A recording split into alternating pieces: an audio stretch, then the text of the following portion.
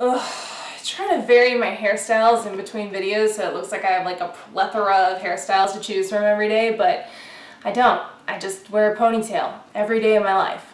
And as pro beauty tip, wear the same hair and makeup every single day. I don't care. So a lot of people are probably hearing this news for the first time that shouldn't be hearing this news for the first time. Mom, how are you? Oh, I should really text her about this. But yes, I am moving to LA, and this is one of the few times where I sit down in front of the camera and I literally have just no idea what I'm gonna say, or not even an inkling.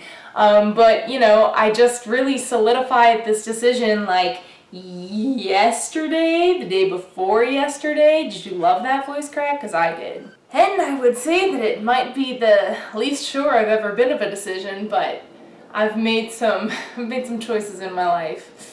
Anyway, so I guess most people who are watching this video mainly want to know why. Like, I just moved to New York in September and now I'm like, I'm going to LA. So let me tell you sort of like the process of my thoughts, my thought process some people call it, because this all started back in December when I was in Norway actually. I was in the shower thinking, doing my best thinking like I do in the shower, mostly because this little guy is the best to talk to. He knows everything. So I was in the shower and I was like, okay, I think I'm unhappy right now. For some reason, I feel like something is missing in my life and I just need to sort of evaluate what's going on. So I was like, okay, let's reevaluate. What are my biggest passions in life? Because I am a firm believer that in order to find happiness long-term in life, you need to do what your biggest passions are and then find a way to make money doing it. Or find some way to maintain your job, which you should be happy with anyway, and then do those biggest passions on the side. So I have 5 sort of biggest main passions in life. The first of which is acting, of course, that's my main career. But it used to be more of a focus in musical theater acting, and now I've seen it sort of drift towards film and TV acting. And of course, New York has some up-and-coming TV shows and movies shooting here and whatnot, but LA is still the main film and TV hub. There's just no debating that. So LA is better in that category. Another one of my passions is vlogging, and I know I don't make it a full-time career, so I'm not vlogging every day or every week like pro YouTubers do who really make their living doing that. But it is still one of my biggest passions. And a lot of the YouTubers that I love and watch, in addition to many other YouTubers out there, are based in LA. It's a big hub for the YouTube community. I'm probably going to be using the word hub a lot in this video, but I don't know, that's like the best word to describe it. Another really big passion in my life is cosplaying, and I haven't gotten to do any of that in New York. And the main reason for this is if you want to find a place that you can afford to live in month to month, you have to sort of settle for a very small space usually. And if you are a regular cosplayer, you know that you need a lot of space to store costumes, store wigs, make things. You just need elbow room to like make things, to sew and have space. And in LA, housing wise, you just get a lot more bang for your buck. There's a lot more space for a lot more, little less money. That's the one, less. Not to mention that some of the biggest conventions for cosplaying are in LA, so being next to that would be super convenient. Passion number 4 is doing princess parties and getting to dress up as Disney princesses and embody that character and make children smile and bring magic into the world and just create happiness. I've sort of gone over this in other videos. But LA is very close to Anaheim, which basically means that there are a lot of princess companies who really strive to meet the quality of Disneyland and really place an importance in that.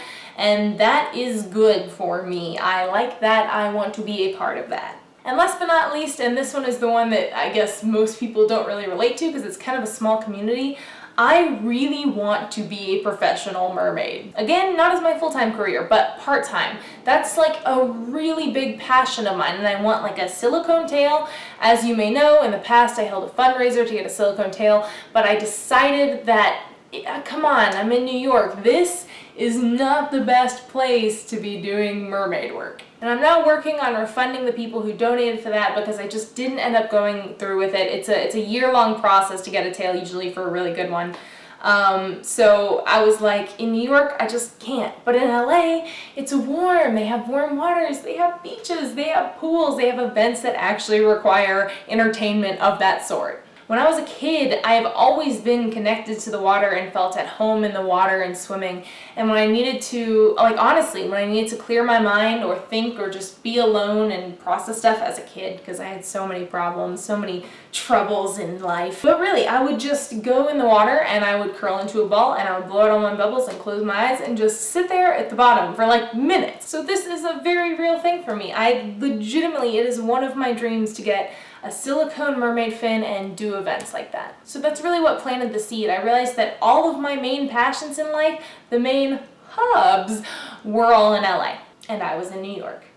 And those two things weren't adding up. So that's where it started, and then in the coming months I realized I just really didn't like the environment of New York. It really just like, it wasn't for me. I would keep hearing my friends moving to LA and I'd be like, oh, I'm so jealous. And then I was like, that's probably not the reaction I should be having. So then I was like, okay, I want to move to LA, but I don't want to go empty-handed. So I would like to get some New York film and TV credits and then make the move. Which honestly would still be a great thing, but I had a realization. I realized that it could take me a very long time, like possibly years in New York, and I don't want to be here for years, to build all of those connections and relationships with casting directors and agents in New York just to get some credits, and then have to sort of start with a clean slate when I move to LA, when I could just be spending the same amount of time forming those connections and relationships with casting directors and agents, but in LA, where I want to ultimately end up working. Basically, I want to move and plant my roots, and then start forming relationships. I don't want to have to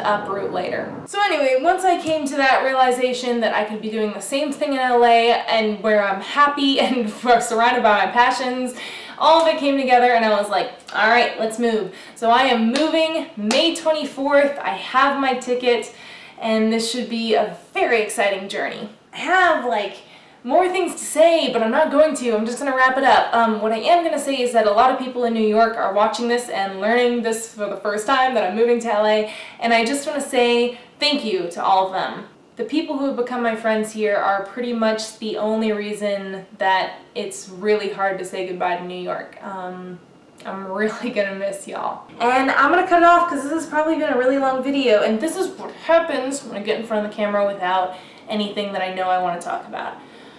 Anyway, this is crazy. Mom, I'll text you. You'll know before this video comes out, because otherwise I would be pretty bad daughter. Stay tuned and I'll talk to you real soon. Bye everyone.